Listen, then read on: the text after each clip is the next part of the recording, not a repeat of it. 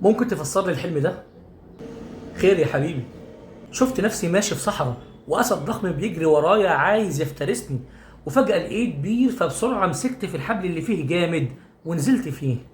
وهنا بقى كانت المفاجأة الأكبر، لقيت ثعبان ضخم فاتح بقه وعايز يبتلعني، فما بقتش عارف أطلع فوق للأسد يفترسني ولا أنزل تحت والثعبان يبتلعني. ففضلت ماسك في الحبل جامد وأنا متعلق في نص البير، لا أنا عارف أطلع ولا أنا قادر أنزل. ومرة واحدة لقيت فارين ماشيين على الحبل وبيعضوا في الحبل، وكانت كل عضة فيه بيتقطع منه شعرة واحدة، وفضل الحبل يسيب شعرة في شعرة لحد ما اتقطع خالص ووقعت للثعبان غصب عني.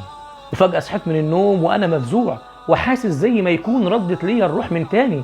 فيا ريت تقول لي معنى ده إيه؟ تفسير الحلم معروف، وكأنك عشت رحلة موتك وصحيت من نومك وأحياك ربك من جديد. يمكن تلحق وتراجع نفسك وتصلح اللي أخطأت وعصيت فيه ربك وتجيله تايب من بعيد. فالأسد اللي بيجري وراك ده كان الدنيا بيطردك منها، لأن كل يوم ليك فيها بينتهي من عمرك، فبتطردك لأن مفيش حد بيخلد فيها. والحبل اللي انت مسكت فيه بقوة ده كان عمرك اللي انت مثبت فيه في الدنيا وفاكر انه عمره ما هيخلص. والفارين اللي جولك كانوا الليل والنهار بياكلوا في الحبل اللي هو عمرك، والشعرة اللي بتتقطع منه هو اليوم اللي بينقص من عمرك. ولما انتهى أجلك غصب عنك وقعت للثعبان اللي هو قبرك، وابتلاعه ليك أي هيضمك، إما ضمة الأم الحنون الغائب عنها ولدها، أو ضمة مخيفة ومفزعة تختلف منها أضواعك. فكان لازم تعرف وتفهم إن الدنيا مهما طالت فهي قصيرة، ومهما عظمت فهي حقيرة، وأن الليل مهما طال لابد من طلوع الفجر، وأن العمر مهما طال لابد من دخول القبر. فيا عبد كم يراك الله عاصيا حريصا على الدنيا وللموت ناسيا، أنسيت لقاء الله واللحد والثرى ويوما عبوسا تشيب فيه النواصيا. لو أن المرء لم يلبث ثيابا من التقى تجرد عريانا ولو كان كاسيا. ولو أن الدنيا تدوم لأهلها لكان رسول الله حيا وباقيا، لكنها تفنى ويفنى نعيمها وتبقى الذنوب والمعاصي كما هي.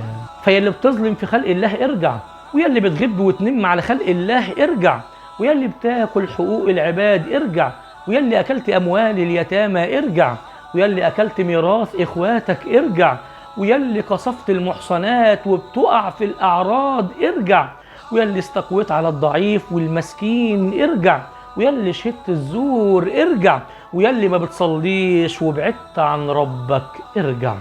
ارجع ورجع الحقوق ورد المظالم لأهلها وتحلل منها قبل أن يأتي يوم لا درهم فيه ولا متاع، لأن ميزان الحق والعدل هناك سيكون بالحسنات والسيئات.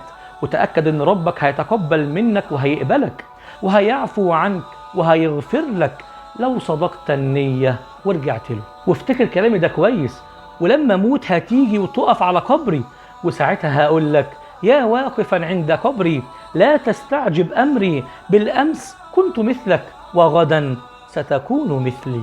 لأن كل باك فسيبكى، وكل ناع فسينعى، وكل مذكور فسينسى، وكل مدخور سيفنى، ليس غير الله يبقى، من علا فالله أعلى.